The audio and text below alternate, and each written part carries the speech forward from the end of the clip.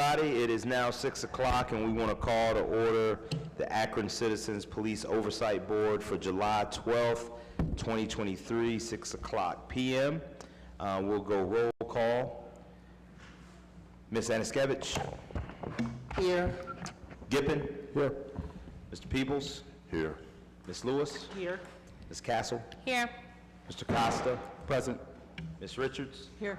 Ms. Reed? Here. Boyd is here. Thank you so much. And say good evening to our community members who are in attendance this evening. Can I get a motion for the approval of last meeting's minutes? So move. I second it. Roll call it. Aniskevich? Yes. Gippin? Yes. Peoples? Yes. Lewis? Yes. Castle? Yes. Costa? Yes. Reed? Yes. Richards? Yes. Boyd, yes. Keep you on your toes there, Miss Reed and Miss Richards. All right, now it's time for the third item on our agenda, which is our public comments. I do want to always state that our public comments is an opportunity for us to hear as a board from the public. What we ask from the public is that we, first of all, respect the chambers and we respect those who are on this board. It is not to demean any one member of our board, but it is to talk about some of the concerns that you see from your position as being a citizen in this community. So, Ms. Aniskevich, I'll turn it over to you. Apostolette.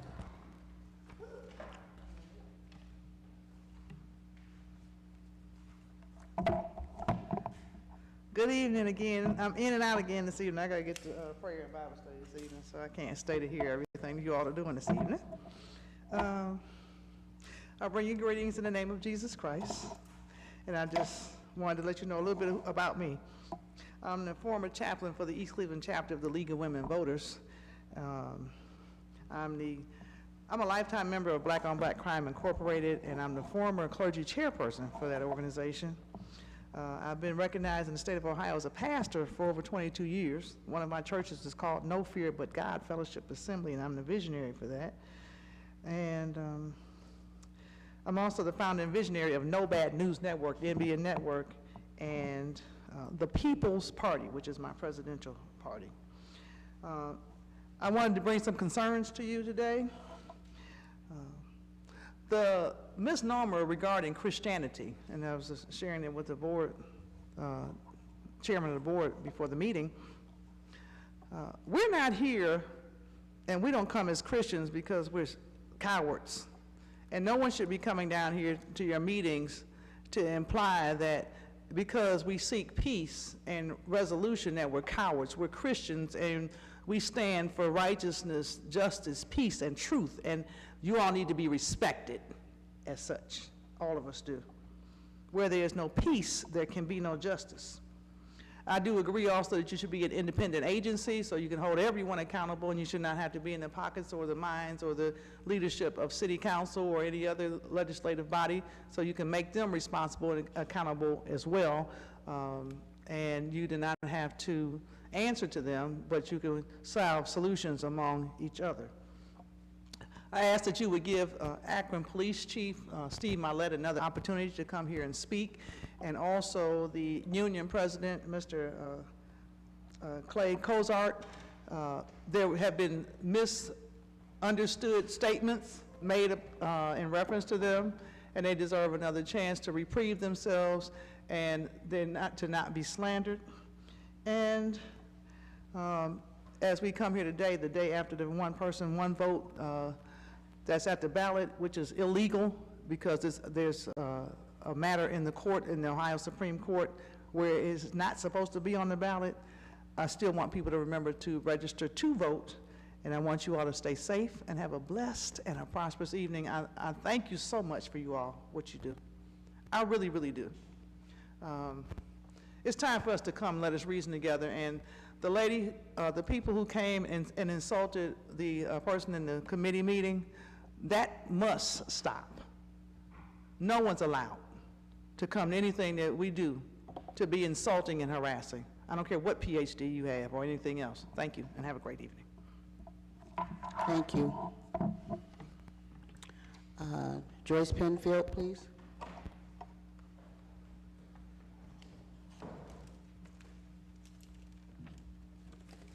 Good evening, everyone. Good evening. I teach swimming to little kids, and sometimes we would never take a 4-year-old or even a 6-year-old who had never had swimming and just expect them to jump into the water and start swimming. And sometimes I feel like that's what we've done with the board. And so if it feels like, you know, you're drowning sometimes, it's probably a normal feeling because there's a lot of stuff going on at once. So I wanted to have that rapport with you. But I'm also in the community as an activist, a supply pastor, and a member of the NACP, especially the Criminal Justice Committee. I also work with reentry at South Street. I have been part of creating the Citizens Police Oversight Board. It has been an honor. I was one of the 5 initiators, and I did door-to-door canvassing for issue 10 and a few other people running for office. About 40 hours in the community in 5 different wards. That way I got to know them as a newcomer to Akron. So given that we've created this mini in the community to improve police-community relations, that's the primary aim that we're all working towards. That's okay. And that requires an independent, fair, just system of addressing bad policing. And in this case, I want to address what I addressed last week, which was the use, what many of us saw by the body cams published by the police themselves, excessive use of force with Mr. Eli, Jordan Eli. Last week, when there was a report on complaints, there was a report that there were no complaints, and that seemed to be very upsetting to me. And when we talked about it in our committee meeting, it was equally so. I realize that things are stacked against the committee, so I understand that. But on behalf of Mr. Eli, I went online a couple hours ago, and I tried to file a complaint on his behalf. I cannot do that, not with the current system. He is not disabled or nor a minor, and there is no other way that I can do that on this form. So I'm bringing to you tonight 3 requests, urgings. I'm filing a complaint here with you to the board of excessive use of force on behalf of Mr. Jordan Eli, whom I do not know, for the citizens of Akron, especially those who've worked hard to create this oversight board. It's time for the oversight board to implement independence. I realize you're headed in that direction. I will support that and be at the council to support that step. But currently, people are in the community and things are happening. And this happens to be one that we knew about. And number 2, on behalf of my brothers and sisters in the NACP, we want this board to independently investigate the case of July 1st involving Mr. Eli as part of its mandate. And 3, I urge, if necessary, to create a task force, maybe yourselves, maybe others, for short-term investigation of the use of force cases over the last, well, let's just take this year or the last 5 years, but beginning with the one I have referred to above. This is in the letter in which I sent all of you. I'm sorry I did not send it in a timely manner, but my printer broke, and that's been like not having anybody around. I couldn't print it out, and I couldn't get it done. Ma'am, your time is up. Your time is up. Thank you. Thank you, Reverend Joyce. We did receive your letter, by the way. Thank you.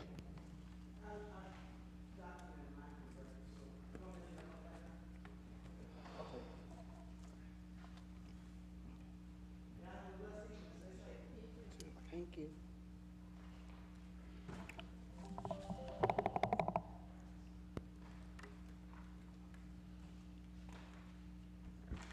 Ms. Anaskevich, any more public comment? No, that's it. Thank you. All right.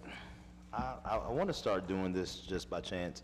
Can I have a motion to close public comment? A motion to what? Close public comment. Oh, yeah, I make a motion, we close public comment. Get a second? Second.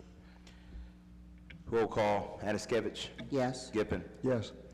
Peoples? Yes. Lewis? Yes. Castle? Yes. Costa? Yes. Richards? Yes. Reed? Yes. Boyd? Yes. Thank you very much for all the comments. We're going to go into item 4 on our agenda, which is our subcommittee report out. If it's okay, Mr. Gippin, I want to start somewhere else and do governance last. Is that all right? Yeah, certainly, Mr. Chairman. I don't know that this is a matter just of governance, but I would like to move that we accept the complaint which Ms. Penfield has sent to us. My understanding of the charter is that any person can make a complaint, and I think it's appropriate, regardless of whether the forms exist and so on and so on. I think it's appropriate that we accept the complaint. So I so move. Okay, second? Second. All right, Anaskevich, Can we have a discussion on that first? go ahead. Do we know that this young man wants to file a complaint? Mr. Chairman, if I might, my understanding is that any person can file a complaint. I understand that. Whether the subject of the complaint wishes it or not. And I think it's almost an administrative action. The charter says that any person can complain. I think it's appropriate for us to accept the complaint if we don't have a clear process for doing that. Okay, then will we be notifying him that we're filing a complaint on his behalf? I mean, we can't just overlook the victim and just file a complaint on his behalf without his knowledge. Mr. Chairman, we are not filing a complaint. We are accepting the complaint that Pastor Penfield has sent to us. Okay. And not to, That means what? I think if we're going with the, in respect to the charter, and that's what is in the charter, I believe that we can accept it, and accept her complaint on his behalf. Okay, so what does that entail exactly, accepting the complaint? It means, as far as I would understand it, that, and it's not on his behalf, I believe, Mr. Chairman. I think that any person It's has, just, yeah, it's based any on. person has the power to, the right to complain. It would be processed like, as if it were a complaint that had been made by a person who had been the subject of the police action. In other words, we would, at this point, Mr. Peoples, I assume, would process it through to the department, and then, of course, we're going to need to be figuring out how we deal with complaints, given our staffing situation. But it would be treated for that administratively like a complaint, any other complaint that we received. So again, I'm circling back. Do we know that he would want that? And is someone going to investigate if that's what he wants? We can't treat him like he's invisible. If we're accepting a complaint on his behalf, we can't treat the victim like they're invisible to the complaint. Someone would have to reach out to him, wouldn't they? I think we also have to be mindful that every use of force complaint, every use of force is an investigation. So this would fall under that parameter, is my understanding of that. So it wouldn't necessarily be just a complaint. This would be us making sure that we are doing our due diligence as we expressed our authority previously for that use of force. That was my interpretation. Okay, so what, just for instance, I'm playing devil's advocate here, when he learns of this, what if he says, I didn't ask you guys to do this, I don't want to be bothered with this, then what? I believe that he can withdraw that complaint if he chooses to, isn't that right? Mr. Chairman? Yes. It's a couple of things. First of all, there is no separate authority to investigate use of force as such. We have, of course, Mr. Young for years has reviewed all use of force matters, but as a review function. Use of force matters, if you look at the rules draft, I mean, broadly, that would fall under the provision of the charter where we can, on our own initiative, investigate police conduct, which of course can include use of force, use of deadly force. We must do so, if we do so on our own initiative, by a 2/3 vote. It is not automatic. In this instance, again, I don't see this as a complaint on behalf of Mr. Eli.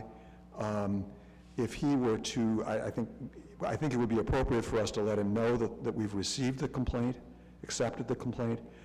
If we were to hear from him that he does not want it to be pursued, I think we would take that into account and decide from that point what we should do. But again, the way the charter is phrased, it does not give special status, to put it that way, to a person who is the subject of police action. I haven't pulled it up, but I believe it says any person can file a complaint. Am I right, Mr. Costa? The precise language is that such oversight shall include but not be limited to the receipt of complaints from the public alleging misconduct by members of the Division of Police, the investigation of alleged misconduct by members of the Division of Police, and the reporting of findings and recommendations concerning alleged misconduct by members of Division of Police to the mayor and council. So my interpretation of that is that a complaint need not come directly from the individual who experienced the activities giving weight to the complaint itself, but as many of the things we're dealing with, the charter is vague as to whether or not the process is if a complaint is actually brought on behalf of another individual. So I think to just kind of address the question moving forward, Ms. Anaskevich put on the table, I think, Mr. Gippen, you said you do feel it would be appropriate to contact the subject, the individual, and let him know that there was a complaint filed on his behalf, but the charter language doesn't direct us to do that. Is that fair? Again, I want to be really careful. I do not understand that Ms. Penfield, Pastor Penfield, is bringing the complaint on his behalf. My understanding is she is acting entirely independent of him, but I do think it's appropriate that we notify Mr. Eli that a complaint concerning him has been accepted by us. That was my entire point. Thank you. We ready to take a vote? Anaskevich? Yes. Gibbon? Yes. Peebles? Yes. Lewis? Yes. Castle? Yes. Costa? Yes. Richards? Yes. Reed? Yes. Boyd, yes. Motion passes. Go ahead, Mr. Gibbon, with your governance report out, please. Oh, do you want it now? I'll wait till Yeah. later for the rest of it. I just thought I wanted to make that motion while we still had Okay. it fresh. Thank you. If you don't, yeah, because I feel like your report is going to be a little bit more, so let's just hold on for a second. Human resource? Thank you. We brought Mr. Fields in and had a great discussion with him, excuse me, about duties and responsibilities, processes. Those conversations will continue as the role unfolds. He did request police policies and several things that I dropped off at his office today. And he executed the contract. It is now with the law department, and they have to do various steps to finish the execution of that. We do not have a solid time frame of when that will be completed. The HR department from the city is interviewing administrative assistants this week.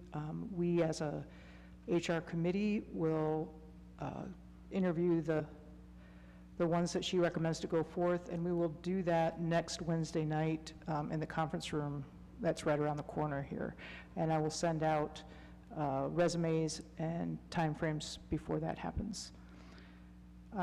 Finally, we discussed the process of our task of getting an auditor appointed solely by us. We would like to recommend, if we have finances to do so, that we hire an outside firm to manage that for us. There would be an independent, separate from the city, advertise, do screenings, and hopefully attract individuals who we would then want to interview for that position. Sometimes it's like the cart before the horse. I haven't looked at any outside agencies to get an estimate of a cost on that. We thought we would bring it to the board to see your general feeling about that. The other option is for the city to do what they normally do, and they're very good at. Our concern is, again, the separation from the city of being an independent board. Mr. Chairman, could I ask Ms. Richard a question? Would this be, you said I was hearing the auditor, would this in fact be the deputy auditor and the auditor? My understanding from the charter is we hire the auditor, and he's in charge of hiring the deputy and the With administrative respect, I assistant. don't think that's correct. I think we hire all of the employees, including the deputy auditor. The deputy auditor would work under the supervision of the auditor, but I believe the decision about employment of the deputy auditor is ours. We can absolutely throw that in there. I would make, if we can get both through the same process, that's what I was thinking. I think you'll find that that's what we are supposed to do, yeah. Ms. Williams, can you clarify that for us since you're here, please? I think Mr. No, it's Mr. Gippens' explanation is consistent with what the charter lays out. We're tasked with the hiring and in essence I guess the management of the entire board or the personnel under. However, the deputy auditor and all other employees underneath that will answer directly to our auditor, who is supervised under their supervision. So, and I think, and I wanted to pose the question of whether or not from a sequence standpoint, it makes more sense for us to look to bring on a deputy auditor as opposed to an auditor at this point. I wasn't. No, we're talking about what, for our deadline in November. We're trying to get, this is, I mean, it is right around the corner. It doesn't feel like it is, but to get job descriptions finalized, to get notice out, to give people time to respond, to do interviews, we're going to have to get this process in order.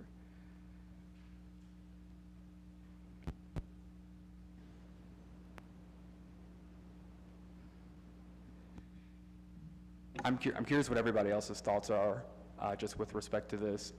My feeling again is that we should probably be prioritizing looking to get a deputy auditor, and I understand the logistics of putting together like the search process.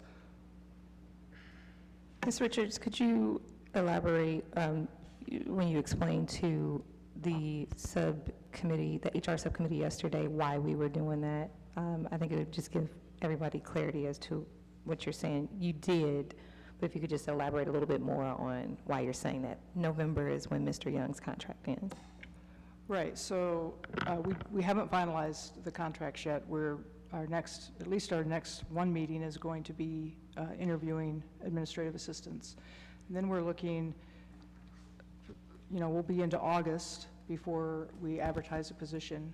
I'm guessing we'll want 4 to 5, maybe even 6 weeks for people to respond to that. Then there'll be a screening process. Then we'll want to interview, I'm guessing, the HR committee, and then put forth candidates to this entire board. It's just going to be a long process. If people are from out of town, it's just hiring at such a high level and spreading a net to get the absolute best candidates possible, it's just going to take time. This also includes Mr. Young being a possible candidate as well, but because his contract ends in November, he will have to interview and reapply for his current position. And this was established according to our understanding in the charter that in November his contract is to end, and unfortunately we'll have to interview and consider other candidates in that process. I guess my question is, how are we going to advertise if we want to do it independent of the city of Akron? How are we going to advertise those positions? That's why I'm suggesting we hire an independent, basically a headhunter firm, to do that for us. I guess that would depend on cost as well. From a budget and finance perspective, I think it depends on where we're placing the priority. If we say that we're going to focus on bringing on or engaging a consulting firm in order to identify potential candidates to hire the auditor themselves, then I think we could then, I guess, in effect say that we're going to put the deputy auditor position on back burner, which if that's the case, then that would open up additional funds under the labor budget or portion of the budget that could be, I guess, used to, I guess, perhaps fund the cost of a search. But it's probably just going to, from a budgetary standpoint, it's probably just going to come to the amount that's been allocated and reserved for the deputy auditor, and I guess in how we're using that portion that's been allocated. Mr. Chairman, I don't think I'm disagreeing with anything I'm hearing here, but if indeed we post it for both positions, then in a sense we can see how it plays out. You know, if there's a candidate who appears appropriate for deputy auditor and who wants that job, and that sort of crystallizes, you know, sooner than November, you know, nothing stops us from making that hire.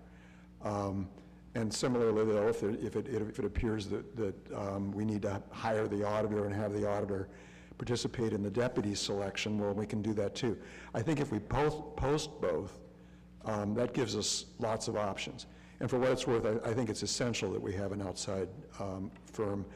I think we need to find the money. I have to think in the way they work, it's kind of commission, you know, that hopefully it's going to be doable for it. But I agree entirely that that's the way to go.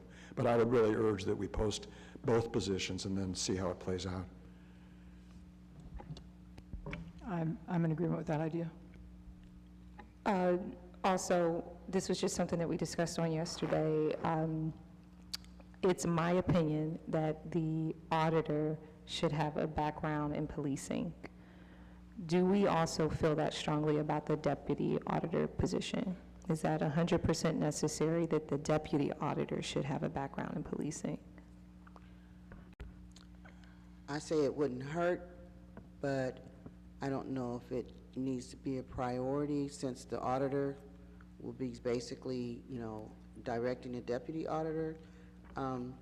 But I think it's a good idea from the standpoint of learning curves. You know, if both have a background in policing, the learning curve won't be as steep as it would if they didn't have a background in policing. So that's my opinion. Mr. Chairman? Yes. You know, whether or not policing as such, I agree it would be a very good thing to have. But I think what's going to be more important is that the deputy auditor have very good professional investigation background and skills, because that is the real work that the two of them will be doing, is investigation. But I think the committee needs to figure this out with the job descriptions. But in my mind, if we investigation experience for sure, policing experience might be very good, but I don't know. Well, police officers to some degree are investigators. It just depends on, you know, it just depends on how vast their work, their police work, you know, it depends on how many different parts of the police agency they may have experience in. So, you know, most detectives start off as just street cops first, and then they graduate to being detectives, which are more investigatory. So I think it would just depend.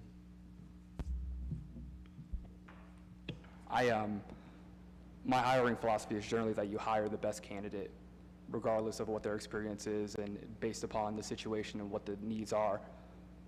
If our auditor is going to be tasked with managing and being supervised and supervising subordinate staff, I think having a background in management or supervision, or having the ability to do both of those things, would be incumbent.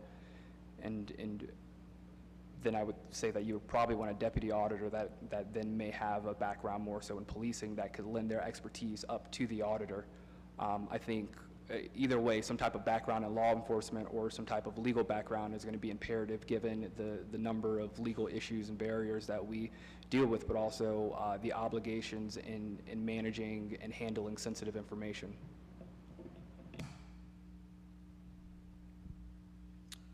I just want to make sure I keep the question at hand on the table. It sounds like everyone was comfortable with us moving forward with an outside firm to conduct hiring. And Mr. Gippen, we appreciate your input. I think we might as well just put both of the positions forward and see where the cards fall. I'm actually not searching for a motion at this point, except for just if people are in agreement, and then I will get a minimum of 3 firms, quotes, and that kind of stuff, and then we can vote at that point, if we're all okay with that. I just have one, which, you know, you may already know this, I don't know. Just find out how they charge. Do they charge by how long it takes for them to get candidates? I mean, do they charge by the hour? I mean, that's going to be very important on how do they charge what method they charge their fee.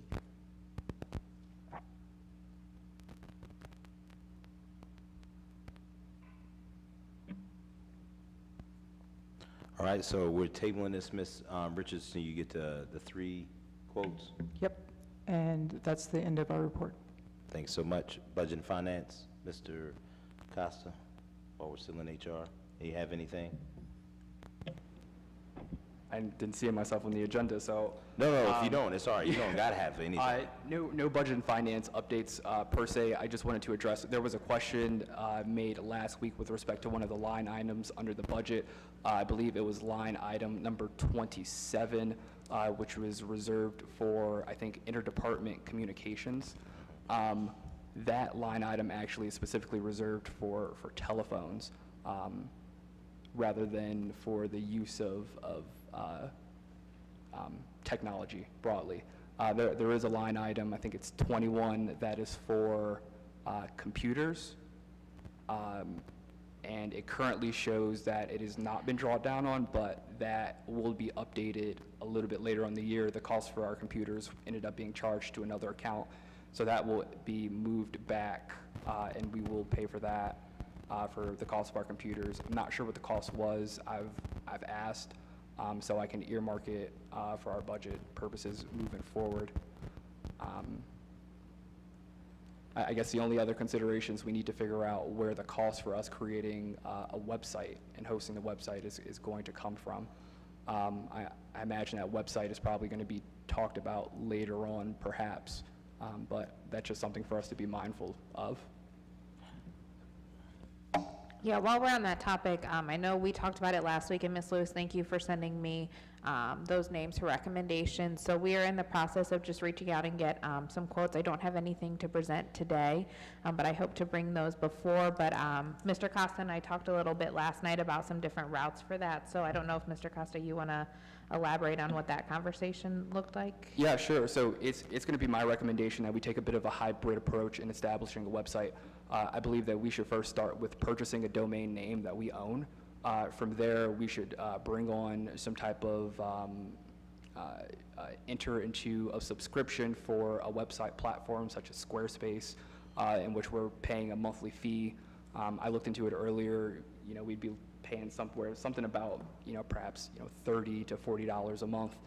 And then from there, we bring on, and we build out that actual temporary website. And then from there, we bring on a service provider who will actually be tasked with building our website to take what we've built so far and to transfer that over and to the ultimate destination of what the website would be. And the rationale for that would be, as I think the process of creating a website that serves the needs that we currently have is going to take longer than what we may be anticipating. But there does seem to be a sense of urgency for us to create our own independent website. And I also have concerns about the limited security capacity of going with a service provider such as Wix or Squarespace. If we're storing a bit more sensitive content or data, or if that data is coming through directly to our website and going to be housed there. And so, I'm from my research, I have not been impressed with what the security guarantees are through companies such as Squarespace or Wix. I think that the platforms themselves are pretty functional and would suffice for what we need in the meantime, but that's going to be my preliminary recommendation in terms of how we go about creating our website.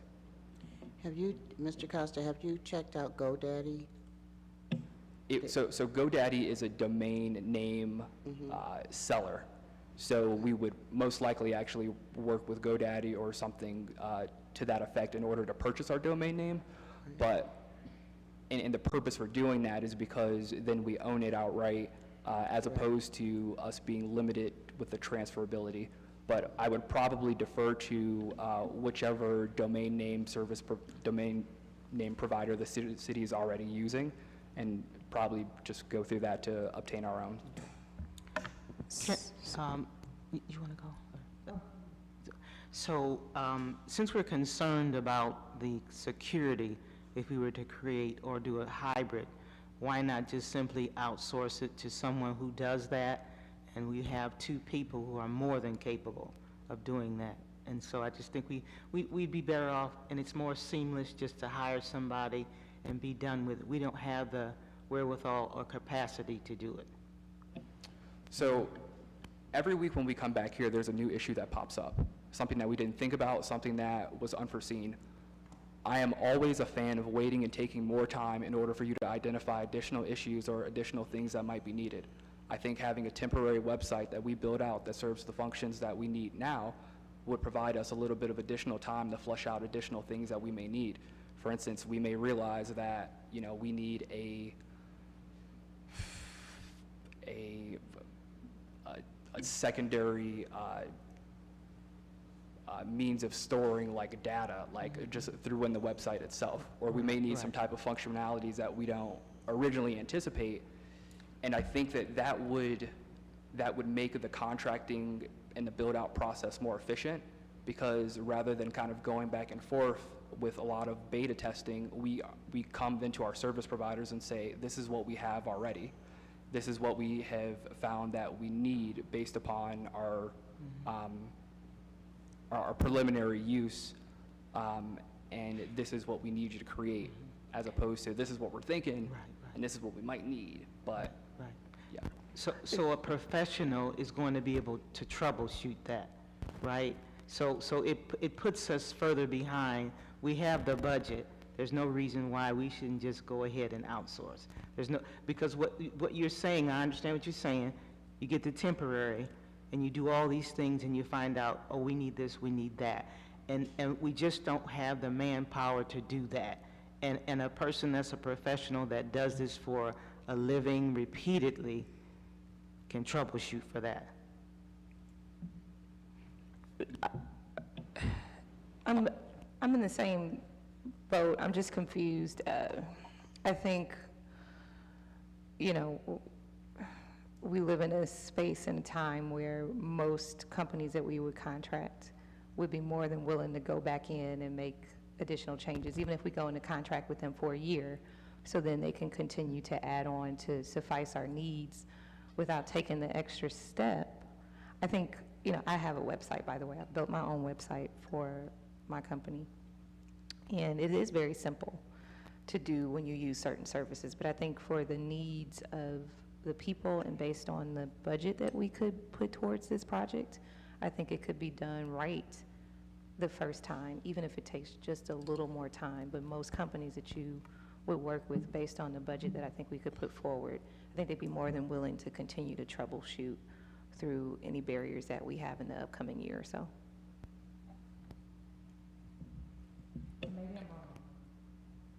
Hey, ultimately, I will defer to what the board wants to do. It's my feeling that it might be a better approach. Oftentimes when I'm asked to prepare a contract for a client, they may come to me or say, you know, this is what I want. And the way that I prepare that contract in order to address their needs looks a lot different than it may have if they come to me with a draft contract that's already been prepared to an extent, because it kind of identifies and it already highlights some of the things that are already going on. From a creative website designer standpoint, I think it would be helpful for them to see how our website has already been functioning and for us to almost test it out ourselves. But again, I will defer to what the board thinks is the best idea and whatever is the most efficient. So I think we're doing a slight jog here, so it's not a sprint that we have to have this done, but it's also not a marathon, because we hear time and time again that that place that we can direct people and that resource, and just having that communication is huge. I think one of the things, as we're getting these quotes to be cognizant about, is when we're talking about different web developers or whom we may contract with, some of them it's going to be a one and done. So they create our web page and then we have to be able to manage it. And I know we talked about potentially that being one of the roles of the admin 3. So that's one approach that we can get, somebody who's going to build it for us and then kind of pass it over to us, and then we figure out what that management piece.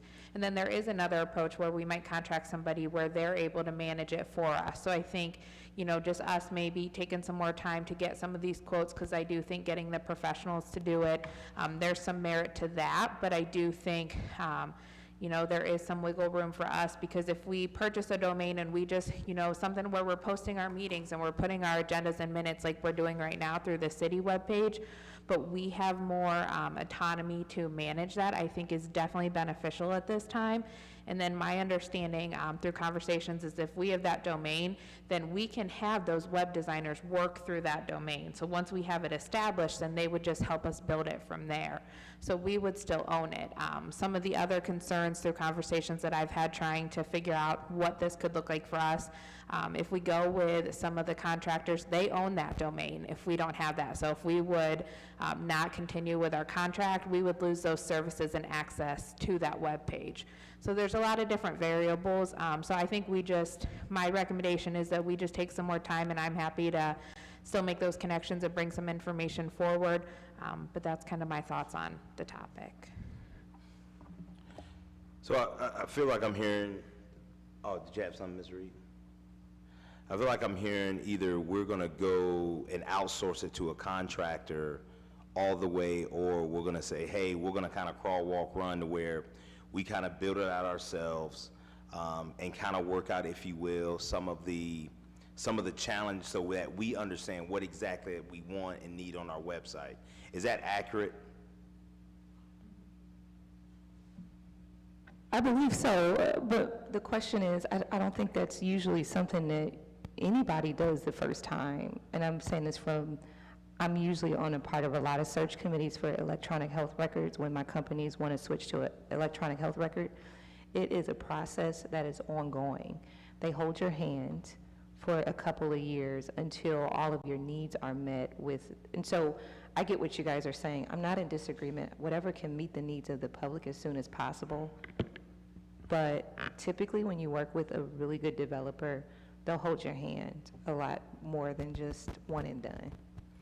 So I think, Ms. Castle, as you reach out to some of the possible contractors, can you bring up some of those and address some of those needs that we may have to where we're not exactly outside of knowing we want to post certain things? Maybe we're unclear of the full functionality that we want to go in our website to date, but we still might want it to the point from of the security aspects that we're concerned about that Mr. Costa brought up, I think are valid. And so I don't want to make a motion right now of either direction. I think that we need to table it. We need to get some more further information from some of the contractors to see, Ms. Reed, how willing and long they're willing to walk with us, so that we have an understanding from the contractors what they're willing to do outside of just creating our website, if we want to shift and make changes. And what we want them to do, because that it's incumbent upon what we want them to do. Do we want them to walk alongside us 1, 2, 3 years, or are we good after 6 months? So it really depends on what we want. Yeah. And with that, it's going to come at a cost. Oh, yeah. You're going to have to pay them, yeah. We also need to think about confidentiality pieces. If our website is going to allow citizens to go on and file complaints and things like that. So we need to keep that piece in mind as well. Ms. Costa? So do we want to table from making a motion today if we want to go forth and do this, if you will, independently in and of ourselves, or do we want to go with the contractors? Quite frankly, I feel if we're, Mr. Costa and Ms. Castle, they're dedicating their time and willingness to do this. And I don't want my opinion of what we'll probably do eventually anyways to interfere with what would meet the needs of the public sooner. I just think if you guys want to take on the responsibility to do that, that's fair, but it's a lot of work that I think we could get done on the front end with the contractor, but I'm not against what you guys are doing. I think we could, go the other route, but it's up to you guys. Personally, my recommendation would be that we get these quotes and we kind of get a better understanding of that, and then maybe we make that decision, are we going to start building something at our next meeting, just to give us some time, because this isn't something, like I said, I don't want to sprint into it, but I don't want to have this be the marathon, because I do think it's of high importance. So I would recommend just give us some more time to get some of those quotes and a better understanding of what this could potentially look like, so we can bring it back. And I know that Ms. Lewis had recommended a couple of service providers. If you could get some information from them in terms of what support looks like, service and support, because I think that's going to be the key aspects is, what does the service entail, but what does the ongoing support include as well too. But I think that either you and I need to go together, or Ms. Castle and I need to go together, and then we can share with them what it is that we want. Okay. Well, let's table it until we get some more information for some of the contract service providers. I would like to make a motion when it comes to the finance report out, that we do that at the last meeting of the month. But if there are ongoing questions for Mr. Costa concerning our finance, he can address it in any course of one of our meetings. But as far as just a report out of where we are financially, I don't think that's something that we're going to need until the last Wednesday of the month. I second that motion. All right. Anaskevich? Yes. Gippin? Yes. Peoples? Yes. Lewis? Yes. Castle? Yes. Costa? Yes. Richards? Yes. Reed? Yes. Boyd? Yes. I do have a question, though, that's under finance. I'm sorry. Oh, Last week, I believe we talked about, this is our last week of meeting every week. We're going to be going to every other week. And instead, we're going to be doing our subcommittee meetings.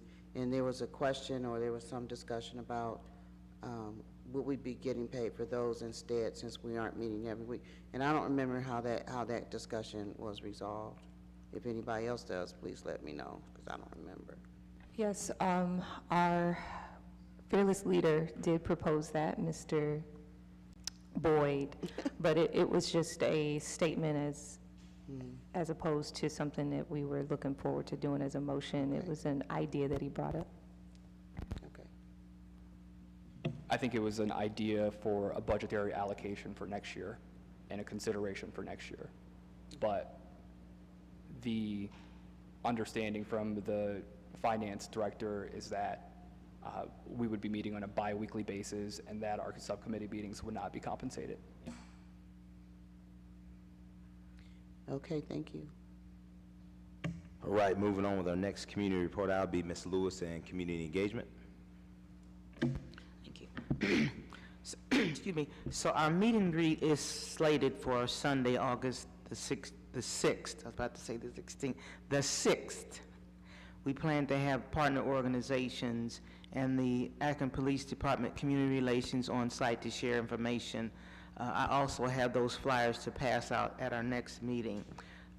We've gotten preliminary quotes so far from the Center for Opinion and Research for the survey. I haven't heard back from the other two organizations, and we'll probably know more by the next meeting. Hopefully we will. I spoke with and met with 2 graphic artists and designers with regard to designing the 2-sided info card now that we have an approved logo to put on there and our purpose statement. And the turnaround time should be probably about a week or less. I was going to mention about the website and a couple persons who I think would be ideal to do that, but we've already talked about that. My goal was, if we get the website, to have it up and running by the time we do the meet and greet so that we could plug into that. And so just keep in mind that's August the 6th. And then lastly, we had an opportunity to attend some community events this past weekend, and we'll have an opportunity to attend some more. The first one is going to be tomorrow, Putting with the Police at Mud Run on Thursday, 10 to 2. And then the other one is going to be sponsored by Moms Demand Action, Support Local Survivors of Gun Violence, and that's going to be Saturday, July 15th from 1 to 3 at Maple Valley Library. And that's all I have. Thank you, Ms. Lewis. Are there any other comments or questions from Ms. Lewis? Thank you very much. I want to go to Mr. Peoples and our Complaints Committee. I believe I sent everybody that article. Did you get that I sent today? From, Mr. Peoples, could you talk into the mic, bring the mic a little you closer? did get that article that I sent you. And I'm gonna keep that person's name anonymous. They are very upset about what's going on as far as the complaint process.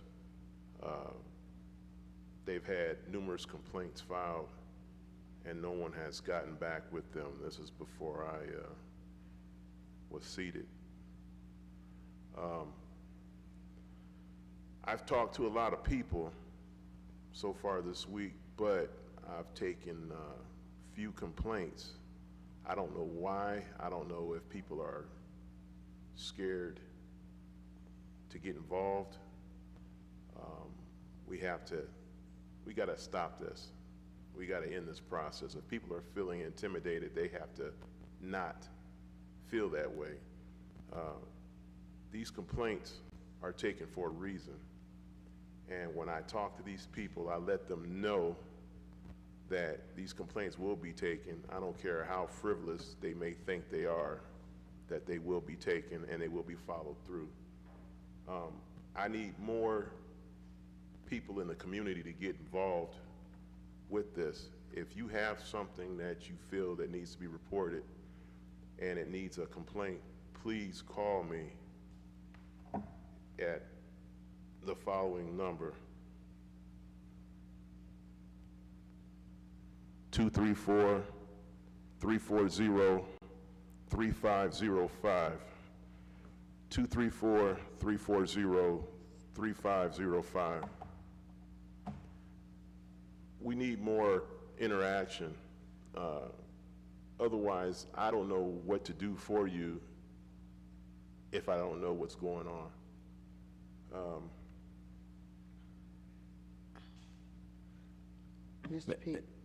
Mr. Peoples, this email, the last paragraph of this email is like a veiled threat. Now, and to me, The one that I sent you today? yes, if someone wants our help, we of course are going to help everyone within our purview to be able to help them with the guidelines or what have you that we have available to us at this time. But I'm just not appreciating that last paragraph. It sounds like a veiled threat to us. How do you threaten people who you expect to help you?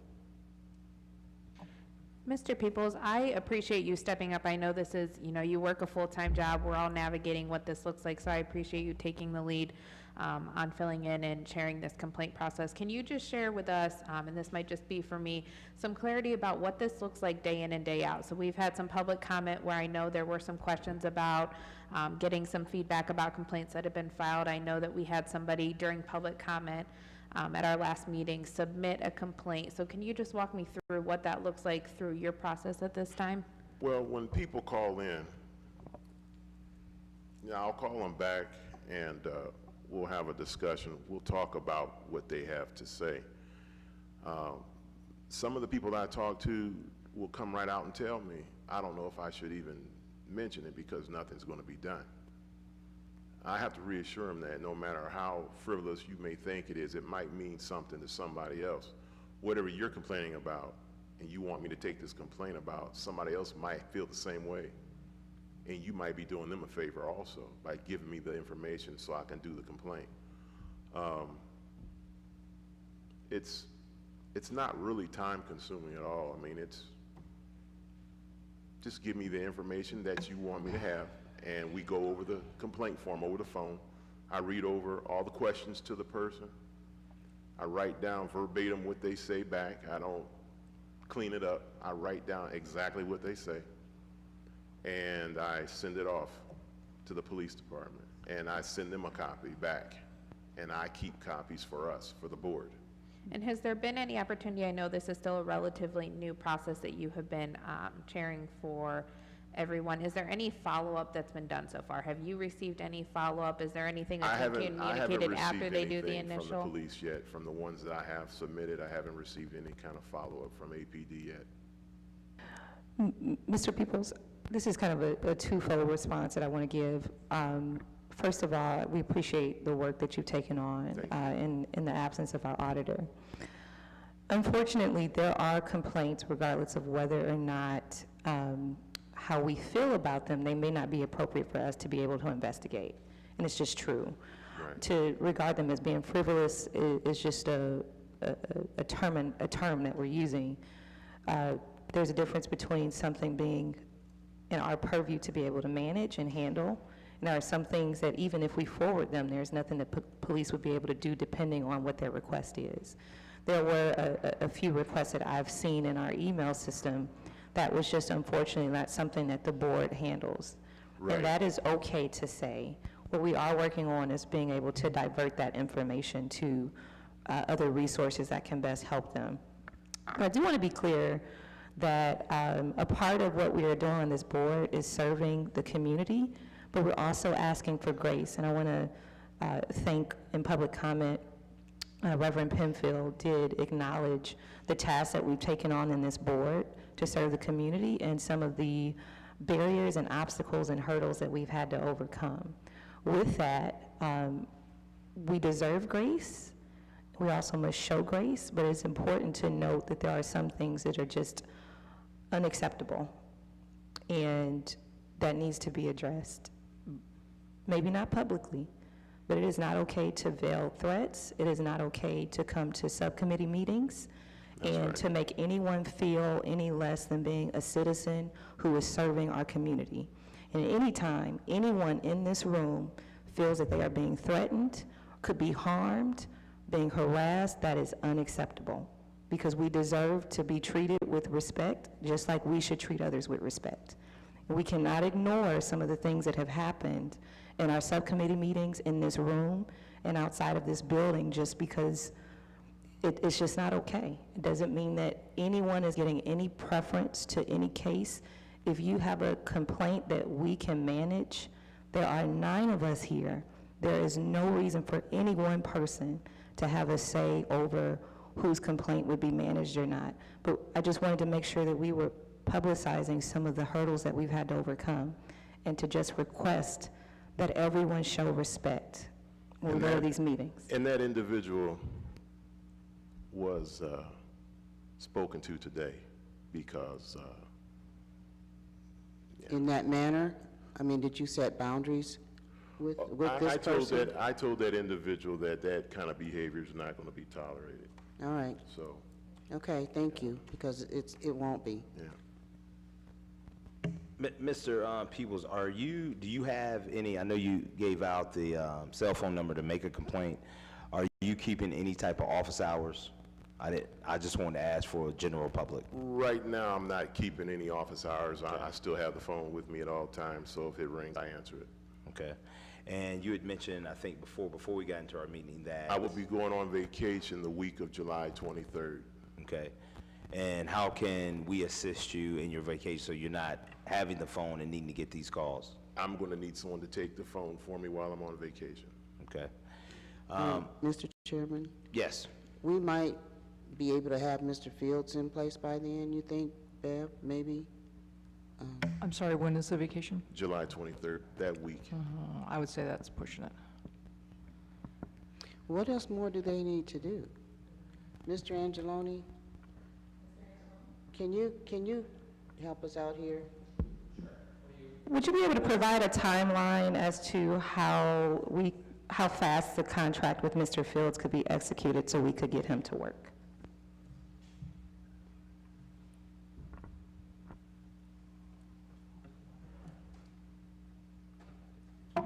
So what I can tell you is the general process for contract processing with the city.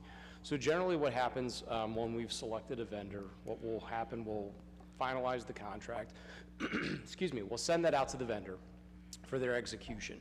Once we receive that back, which is what I just received from Ms. Richards this evening, our process is internally, it will go to the party who is the signatory on behalf of the city. That could be the mayor, it could be the finance director, it could be the law director, it just depends. In this instance, for this board, I think it's appropriate, we've determined it'll be the finance director, okay? So it will go to the finance director for his execution, his review and execution. From there, it will come back to the law department. The law director has to approve form and correctness of every legal instrument that binds the city of Akron. No instrument can bind the city of Akron unless it's approved as a form of correctness by the law director. So she will have the final say and sign off on that. Once that's fully executed, we'll prepare what's called a director of finance certificate, which basically shows where the money is coming from for the contract, because we have to be able to show from a public finance standpoint, this is governmental accounting issues, that the city has the funds. So that's, we show what the encumbrance is. That means that we've set aside essentially that amount of money for this specific purpose. So that will go over to our finance department, who will then process that and get that ready to go. Now, in this instance with Mr. Fields, what I would suggest is once we have all of the signatures on the city's end, there's no reason to delay his start. The contract at that point is now binding, so he can go ahead and proceed to begin work. In the process in the background of the encumbrance and getting all of that finalized internally with the city, that's about payment. So he will not be able to be paid until that whole encumbrance process is completed, but the timing should probably work out. I'm assuming he's being invoiced monthly, but I don't recall offhand. Now, if he's going to be receiving a deposit up front, which also may be the case now that I'm saying out loud, maybe that is, then it would be held up by that process. So we would need to have that all finalized before payment can be issued. So, okay. So what kind of timeline are we looking at here? It just depends. It's about people's schedules. It's about if they have the time to review. It's about how it's processed. But, you know, again, understanding the board's need for an individual, we will certainly be pushing to get it done quickly. But we are a city. It's a large city, and it takes time. Would you give us a hypothetical example of a contract that was under similar circumstances, the fastest that it's been executed? I can't speculate, honestly. I mean, it's just complete speculation. But I mean, do I think it would be reasonable for it to be completed in a few weeks? Sure. Could it be done faster? Possibly. I don't know. Okay, well, a few weeks is better than an indefinite time to wait here. I appreciate that answer. Thank you. And again, we understand the board's needs, and you know, we're trying to be as responsive as we can, but there are a lot of other things going on too that we need to attend to, and it's just difficult to balance everything. So we will try. Understood. Thank you very much. Would you mind just keeping Ms. Richards informed of the various steps of the process so we can just know how much closer we're inching towards everything? Sure. I was texting her as I was walking up, so we're good. We're on there.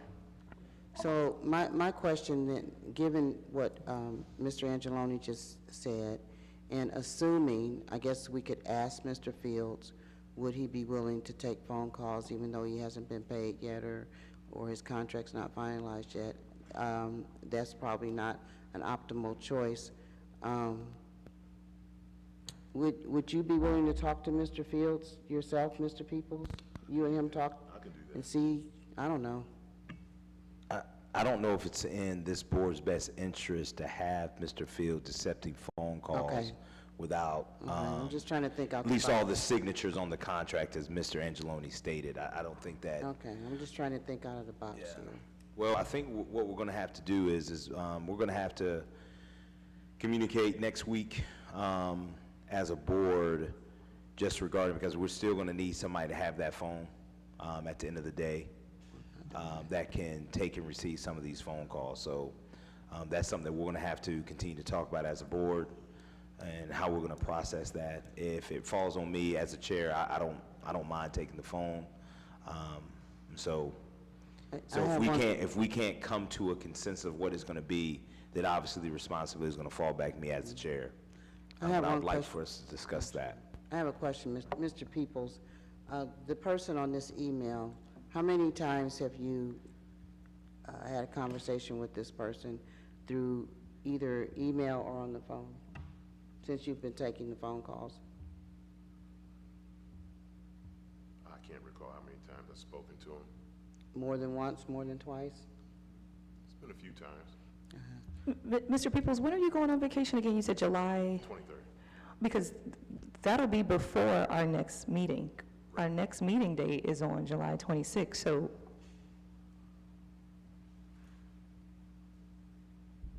what I'm saying is, we'd have to probably figure that out tonight, because we're off next week, and then he'll be gone the week after that. Yeah, Ms. Reed, that's why I said if, you know, yeah, thank you.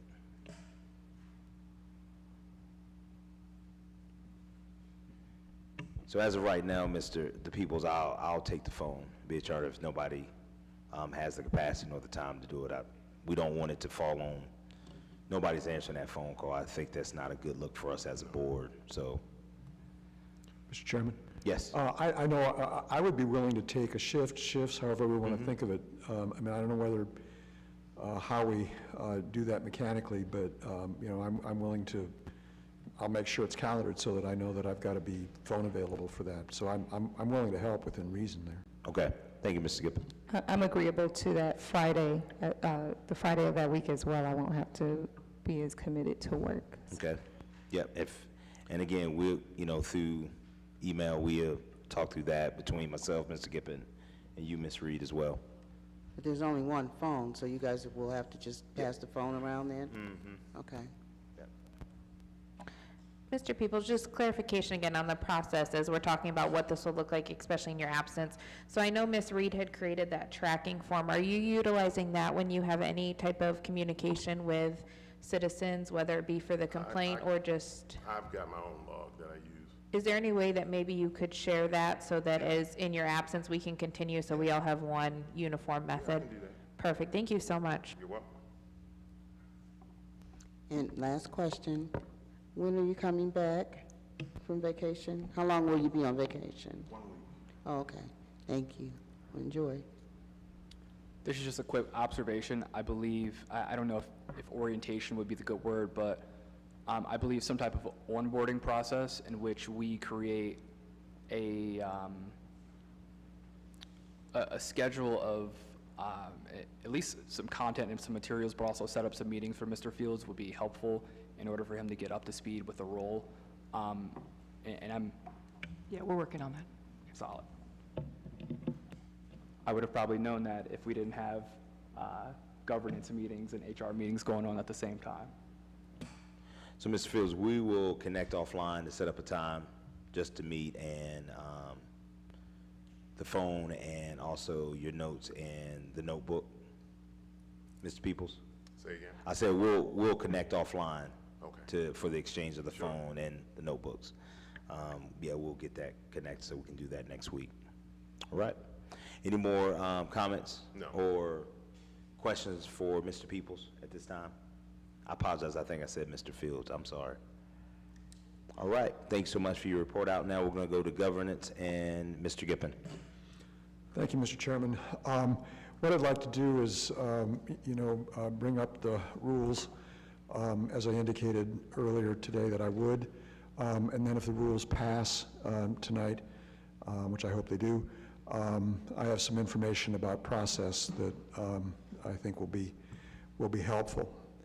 I'd like to move first that the motion that I made last week to adopt the rules that were then presented and that was seconded be removed from the table for consideration.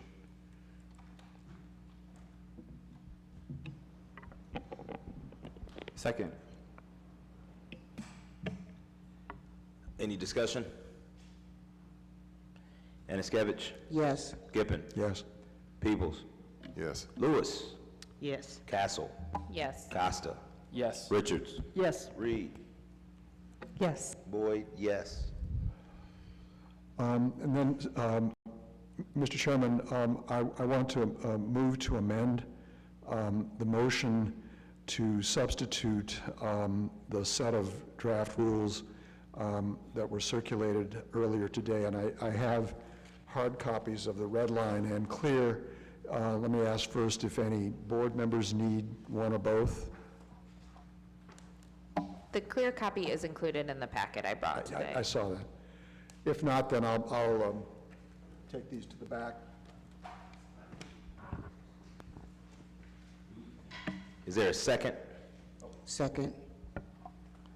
Right. We'll roll call it. Anaskevich? Yes. Gippin? Yes. Peoples? Yes. Lewis? Yes. Castle? Yes. Costa? Yes. Richards? Yes. Reed? Yes. Boyd? Yes.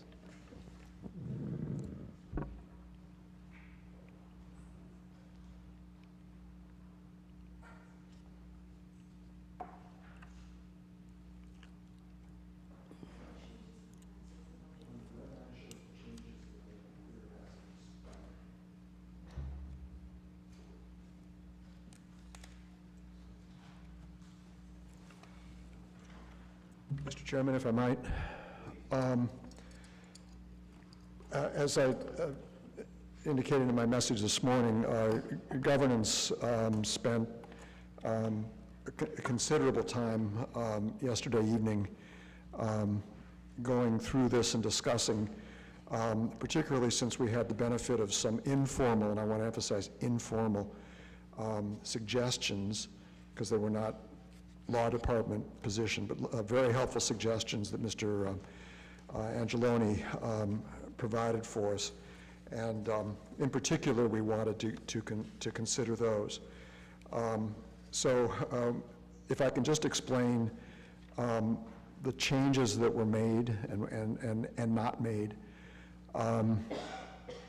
There are some changes that I don't want to, they're important, but they're kind of technical about such things as how we give notice of meetings and a few matters like that where Mr. Angeloni had very good suggestions, and we've incorporated those. Otherwise, the text is not greatly different from what we had last week. In particular, we did not change anything concerning, or that implements the authority decision, if I can call it that. Again, going back 2 weeks to the decision that the board made to take the position that we have the power at any time to investigate complaints that come to us or to investigate matters on our own initiative, and that likewise we can issue subpoenas and requests for city records at any time. We gave that further discussion, further consideration, and concluded that the way the rules were proposed last week on those matters reflected both the decision that the board had made already, and also reflected what we considered to be proper, the proper determination as to what the scope of authority should be as to investigations and subpoenas. So those were left undisturbed. The provision concerning the adoption of procedures, you'll recall that the rules contemplate extensive procedures, that would set out the detail of how we would do things. The question was whether we should provide in these rules that the procedures would be subject to council approval. The committee had previously considered this question and had reached the conclusion that we should, first of all, that the charter as drafted does not require that. It plainly does not require it. It's a question of interpretation, and there is some ambiguity. And given the ambiguity, that it would be better that we be able to adopt procedures without council approval. So we left it as it was after a good bit of discussion about that. That said, I think I'm accurately stating the consensus of the committee. that if we find that council wants to exert more control, in other words, wants to approve our procedures, that's something that we would essentially defer to. In other words, we won't argue for the position on the procedures. We'll explain it and why we came to the conclusion, but we're not going to argue for it, perhaps unlike the authority position. So that, again, was left the way it was. One other thing that it may be significant, I want to say it's 4M, but there's I call it a catch-all, a provision concerning additional powers. In other words, that we can do things that aren't specified in the charter or in the rules.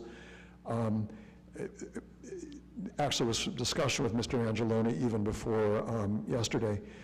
He pointed out that we really can't expand our powers. So it's been changed to talk about additional actions that we can take. And actually, I believe it's Mr. Angeloni's suggested revision, as to that. So those are the changes that we made and didn't make.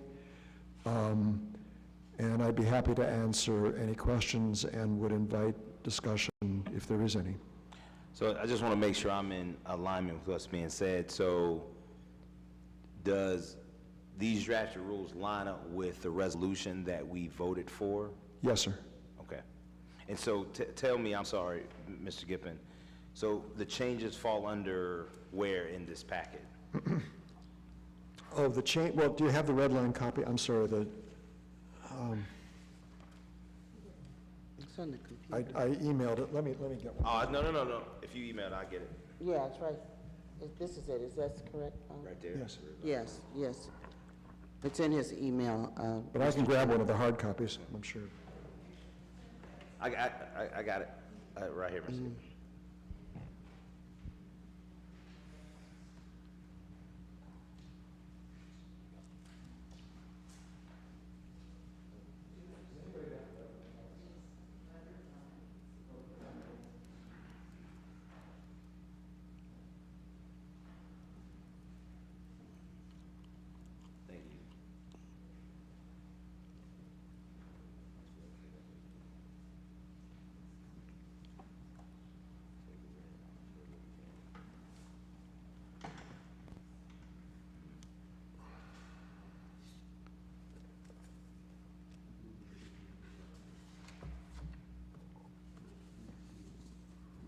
Thank you, Ms. Scott. 4M.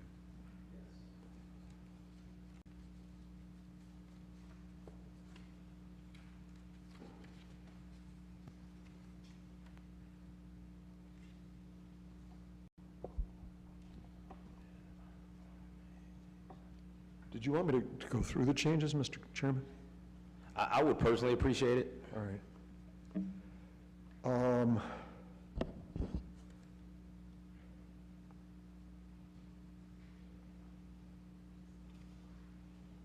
I'm sorry, I need to open Word. All right.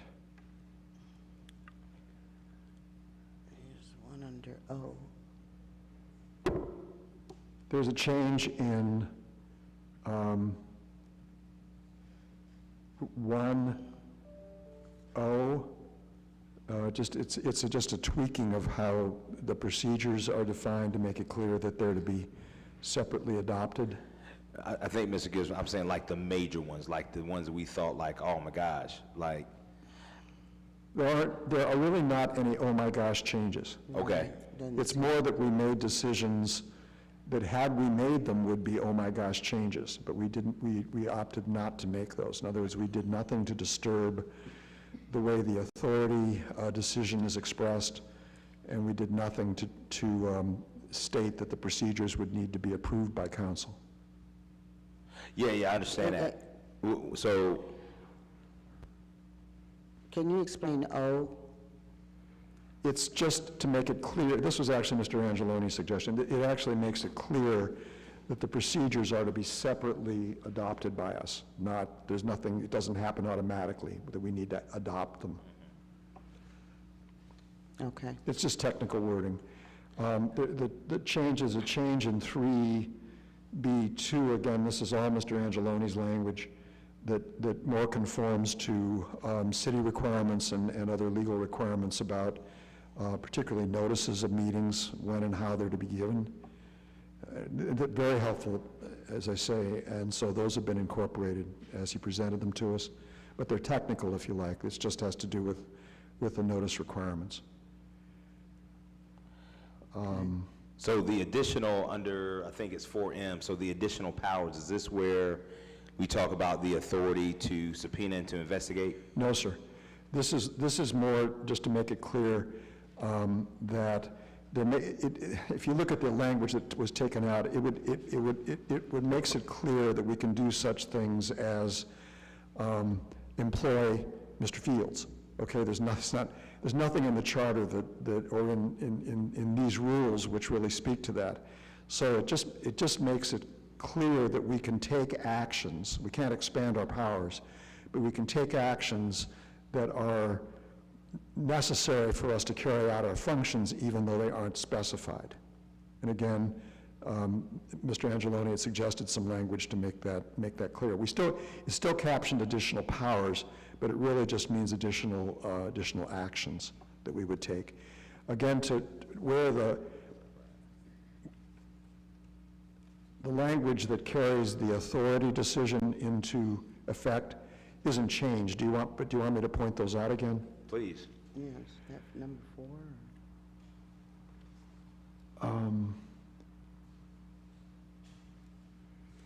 You'll find these starting in 4E on page 6. So that in 4E2, you see the board and the OIPA may at any time conduct investigations, etc. It's the words at any time which carry out the authority decision. And you find those similarly in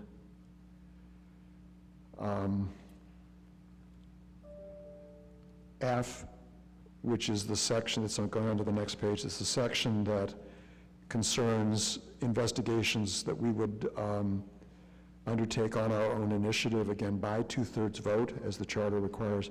Again, you just see those 3 little words in the second line, at any time, on initiative to do it. Similarly, in J, as to subpoenas and records requests, J1, the board shall have the authority at any time to issue and serve subpoenas.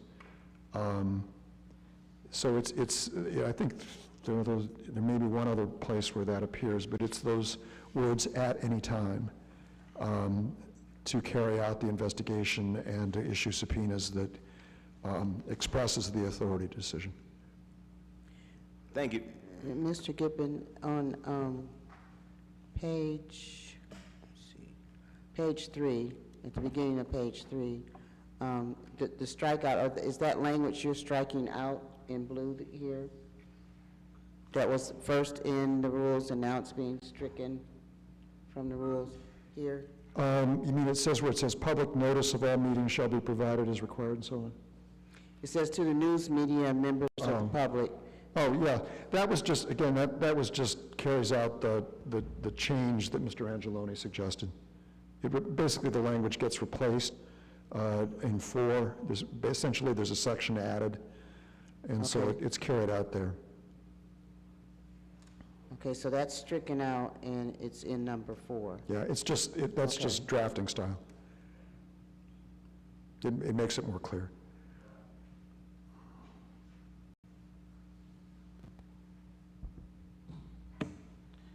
Thank you, Mr. Gibbon, and to your governor. I mean, I appreciate all the work. Yeah. Yeah, it's a whole bunch of work. Thank you so much. Thank you to you, Mr. Gibbon, Ms. Castle, and also Mr. Costa for all your hard work in reviewing it. I know it was a Herculean task to kind of get this done, and also to our law department, Mr. Angeloni, for taking the time. Yes. Just to review it. Appreciate it. So, yeah. Thank you. Anything else? Well, unless there aren't any other questions, I think it would be timely to vote then. All right, here we go. Oh, You're gonna make, Make 'em- yeah, so it would be a vote on the motion, on the original motion as amended, which in effect is to adopt this version. Any further discussion? All right, let's roll call it. Anaskevich? yes. Gibbon? Yes. Peebles? Yes. Lewis? Yes. Castle? Yes. Costa? Yes. Richards? Yes. Reed? Yes. Boyd, yes. Mr. Chairman, colleagues, thank you. And again, this is what we're here for. I mean, of all the tasks, I mean, this is the one that was actually predictable in terms of what we needed to do and when. In terms of what will happen from here, and I did speak with Council President Somerville both yesterday and today, to make her aware, and she'd actually seen the draft that I sent her earlier. My understanding of what will happen, a little bit different from what I'd thought initially. Legislation, as I understand it, will be prepared by the law department, to present this to council for its decision. That will not happen, as I understand it, before what would be possible on the 24th, not the 17th. So the expectation is that that legislation that would carry these rules will initially be discussed by the Public Safety Committee at 2:15 on the 24th. I certainly plan to be there, and I would hope any others that can be. I suppose I'd be taking lead on the explanation, but it may well be that others of you may want to speak as well.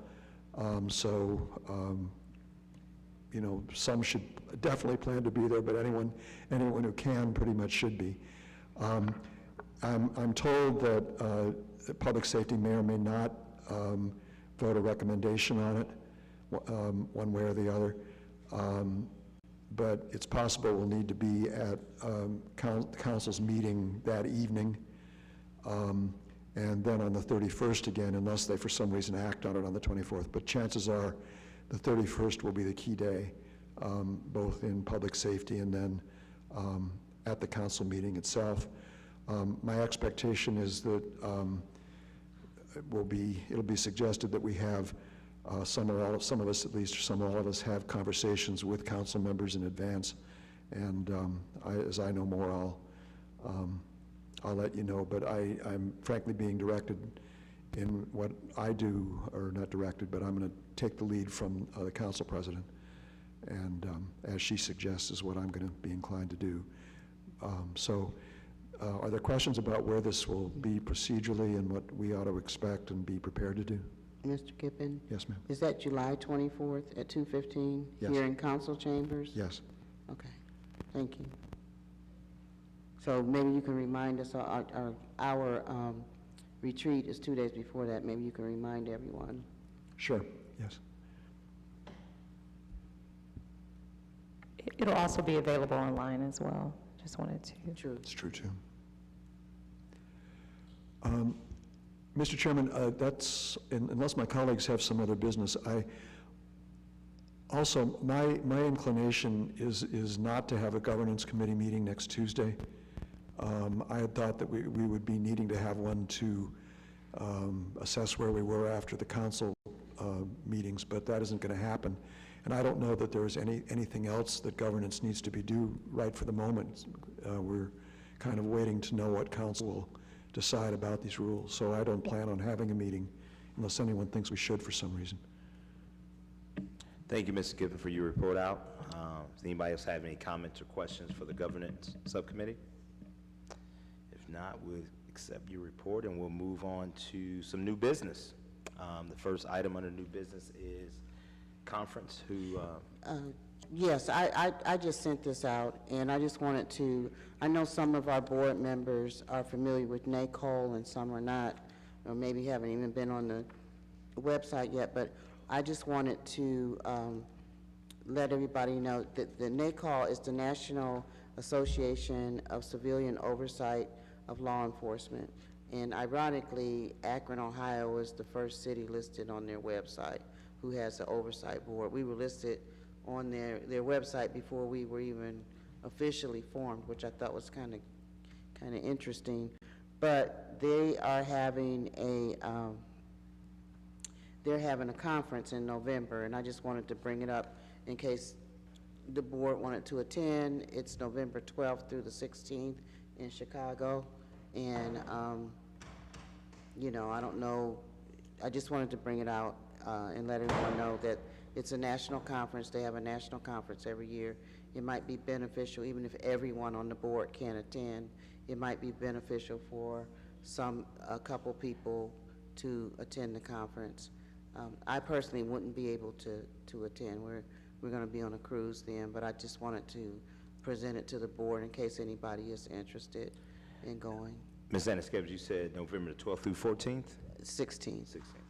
Thank you. It's in Chicago, Illinois, and I do think it would be prudent for at least one or two members of this board to attend that conference. Thank you, Ms. Anaskevich, for this information. All right. Next thing under new business is August location of meetings. I know the reason why I want to put this on here is simply because City Council is going to be in recession the whole month of August, so chambers will be going under, I think, some renovations, and it will not be accessible for us to enter in, so we'll have two meetings in the month of August. I believe one is on the 2nd, and the one after that one's on the 16th of August. So we need to talk about and discuss where are we going to meet, or if we think we don't need to meet that month. But if we're going to meet somewhere, where are some meeting options for us as a board? I know we have the public library downtown, but we would have to reserve that space, and we'd have to make sure that they're able to live stream it. So does anybody else have any other thoughts or comments about that? Mr. Chairman, I think we should meet. I mean, there will be plenty to do. Plenty to do. Maybe we could contact IT and get an idea from them where they might be able to live stream elsewhere in the city. I mean, it's worth asking them the question.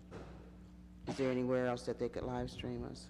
So when we caught wind that chambers are going to be closed in August, I just reached out some of the locations that I had thought about just through my place of employment. So all of the community learning centers, those are actually like coordinated by the city of Akron. So those would be free of charge if we decided to go to one of the local community learning centers. We would just have to go through the Department of Parks and Recreations because they coordinate when that's available. Again, we'd run into the issue of what does that look like as far as streaming goes, but it would be a free option for us. And then I also thought the boardroom at 10 North Main, the Akron Public Schools, they have live stream capabilities because we live stream our boards every Monday, but there would be a cost associated. So I did get those numbers today. It would be $35 per hour.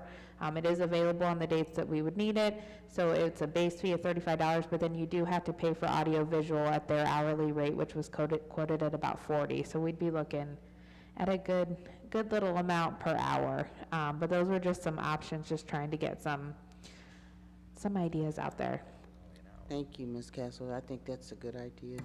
We should probably vote on it. I don't know if we need to vote at this time.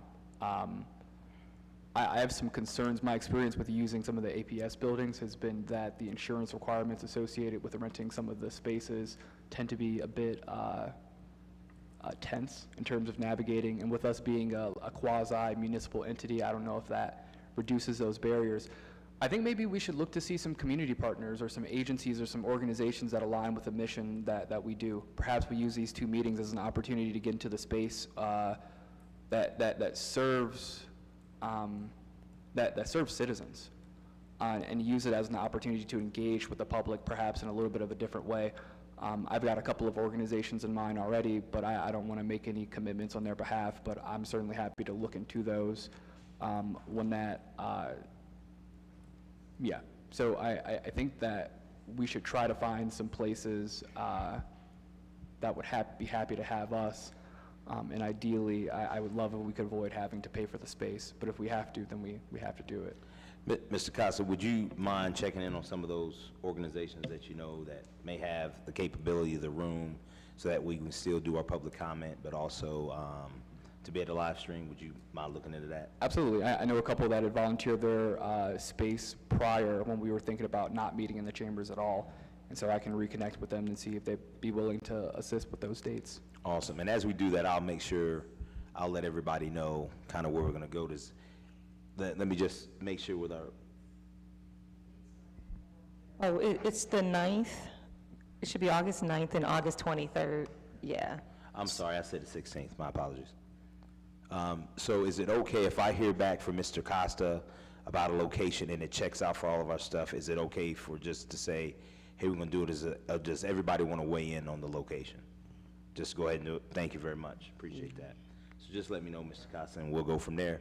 And we'll send an email out just to let you know where we're going to be at. And I'll also let Officer Chris outside know where we're going to be, so that way there is individuals there on our behalf. All right. Any further discussions about August and location? We are going to meet in August. Is there any other discussions about location possibilities? Okay? Awesome. We're going to move in now to old business. Item A under old business is our retreat updates. Ms. Anaskevich.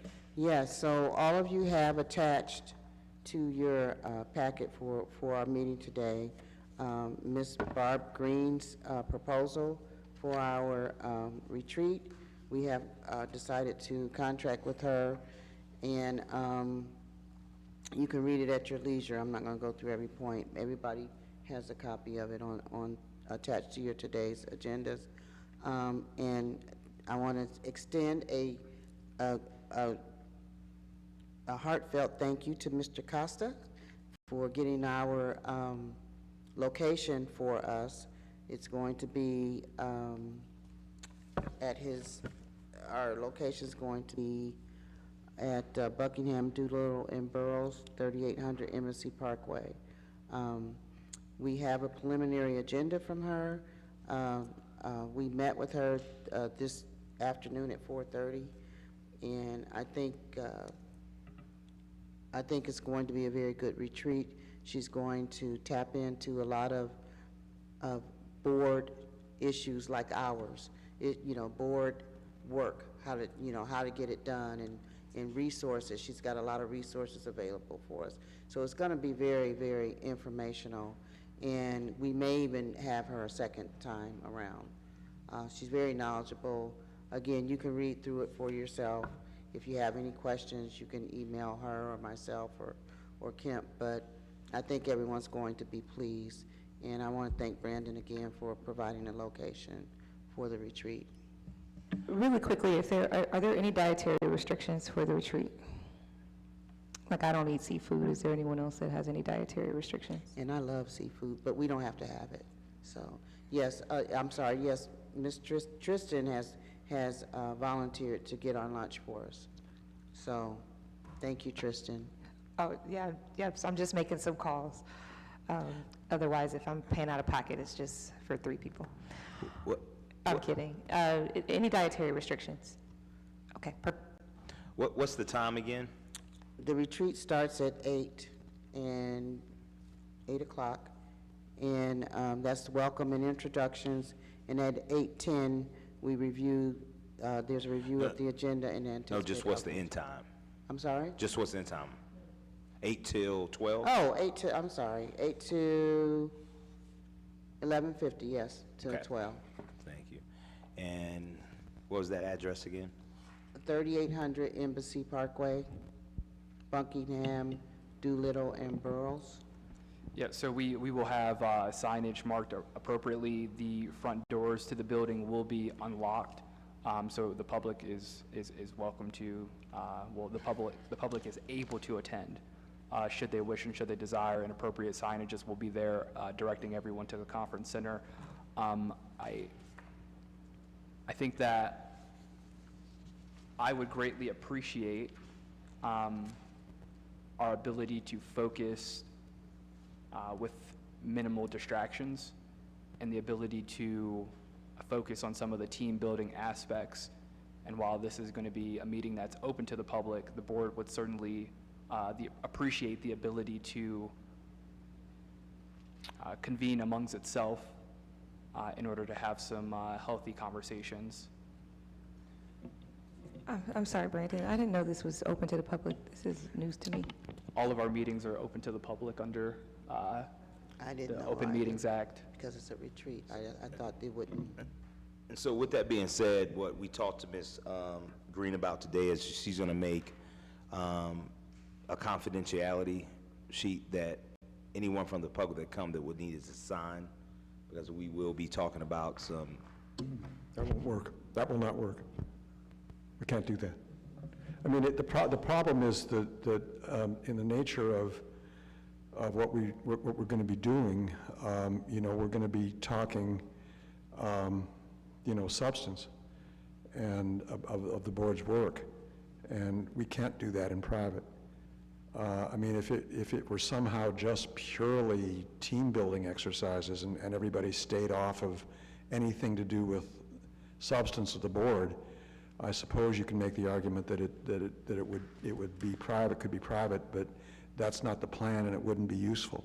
And if the public is going to be there, the public is there, and the public can watch, and the public can repeat. We cannot ask confidentiality. I think some of the questions that she is proposing at the beginning could be somewhat, because they're more personal. And so I think that was the concern in our discussion today with her. I understand, Mr. Gippen, if we can't do it. I wanted to state the reason why this was brought up, because it will be some personal questions that will be asked of us. And so, I didn't know we had to make a public notice for our own personal retreat. well, it's really not our own personal retreat, because we are talking board business. When you start talking about strategic plan, some of those things, there are functionalities of the board that we'll be talking about. I guess what I'm saying is, and we talked about this with her earlier, when I was thinking about retreat, I was thinking of it being strictly streamlined to us as a team-building exercise for us. And I didn't know that she was going to bring in, you know, board business and that type of thing. So that kind of changes the terrain from a private retreat to a public venue. What I'll say, Ms. Anastasia, when she went through the draft of the retreat with us, a lot of it was board business. I think we did talk about, when we talked about a retreat, we thought it was going to be important for us to get together to begin to put together a strategic plan of exactly what we did. We talked about that, I believe it was either last week or the week before, as we talked about retreating. It was, how do we discuss and begin the process of putting together a strategic plan? Now, we won't all have it done on the 22nd, but it becomes the beginnings of us putting together this plan that will be to execute as we move forward as a board. So, again, it's a meeting we have to notice. Before I sign. Problem with it. I don't have a problem with it. I just Okay. Mr. Gippen? If it still matters, maybe everybody's comfortable enough because they understand what it's going to be, but I'm thinking out loud. I'd really want to talk to Mr. Angeloni or someone else, but it might be possible to basically divide the session so that probably the first part, you know, we would have to be very rigorously careful that we only talked about ourselves and did no board business, and with the understanding that it's some 10 o'clock, whatever it would be, you know, then it would become a public meeting, if that matters. My sense is that that's possible as long as we are really careful not to violate that opening part. Mr. Gippen, that is a great idea to maybe accommodate Mr. Boyd's concern about some personal information being shared, to just make sure that the time that we do that is maybe not open to the public. Perfect. why don't we plan on that, and dividing the time however long maybe Ms. Green thinks and you think ought to be the sort of private part, and then issue the notice appropriately. I mean, I think it would be, it's not executive session. It's just a non-public meeting because we would not be in any fashion doing public business. Yeah. So why don't we plan on that with whatever time allocation, and I'll ask Mr. Angeloni if he thinks that's going to fly. If not, I'll let you know. Yep, thanks so much for that, Mr. Gibbon. Thank you, Mr. Gibbon. I just want to be mindful, and again, that part of the agenda is about 50 minutes. It's a very rigorous agenda, but I think the points that Ms. Green, the direction that we want to go, as she talked to Ms. Anaskevich and myself, I feel like is going to be a great direction for us as a board, to where we're going to be able to do a little bit of the both and, where we're trying to learn and build one another, but also too, we're starting to put, if you will, the things in place functionality-wise for our board that we need. And so I'm very appreciative of that. And I would also ask Ms. Anaskevich, just as far as a contract, whatever's going to be signed, that my name be, and so it's a little thing, I don't mean that from a place of vanity, but if it's going to be an official thing, I just want to make sure You're right. it was right. Exactly. So when do we give her this contract? And just, so to clarify, this contract, we voted to approve, the substance of the contract is similar to what we approved last week. So from this point, the contract has been forwarded to the law department and is currently in their matrix for them to finalize the contract and for them to put it into a form consistent with the process that Mr. Angeloni explained earlier this afternoon. So, and once that happens, then it can go back to Ms. Green for execution, and then come back to the law department to finalize it ultimately. Fortunately, Ms. Green is already contracted with the city, so some of the additional aspects that's required and some of the vendor information or supplier information is already on file with the city. Really, it's just a matter of getting the contract in final form and then getting it executed, and then getting her paid as well. So how do I do?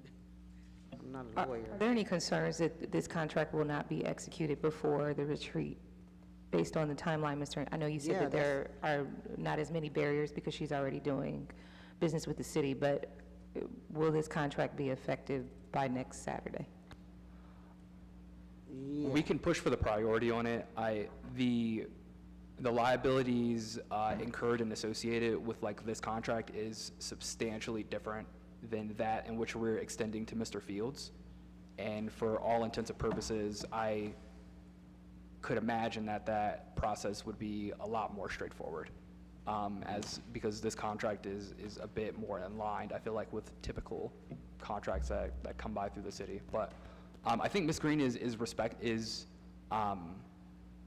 understands the way that we're moving. I think that she's really excited to work with us, and I think that there will be some flexibility with respect to what we need to do in order just to make sure that these services are binding, and whether that be modifying the execution date or the effective date with the services to be rendered prior to, we can explore those options. But I will follow up with the law department as well too, just so they can push this forward to the extent possible.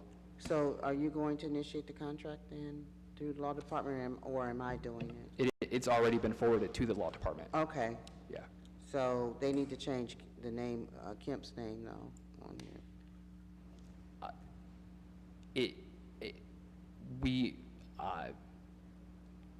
I don't think our board chair will not be a signatory to this contract. Once it's finalized, again, it will be the respective signatories, which I believe is going to be the law department in this case. Okay. But I'll follow up, but we'll make sure that the name is correct.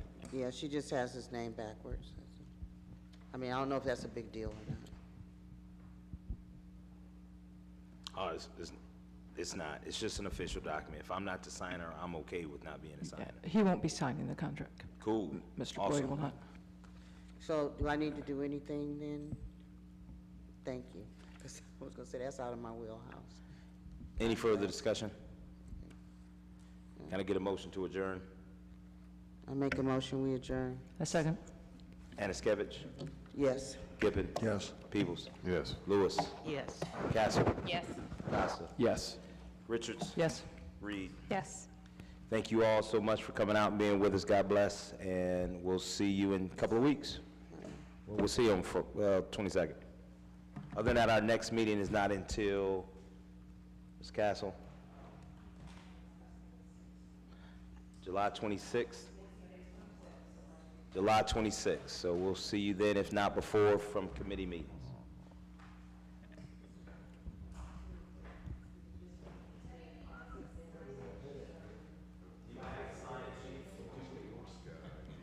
I thought you gave it to Brandon last. Did you give it to Brandon? Who has the sign-in sheet?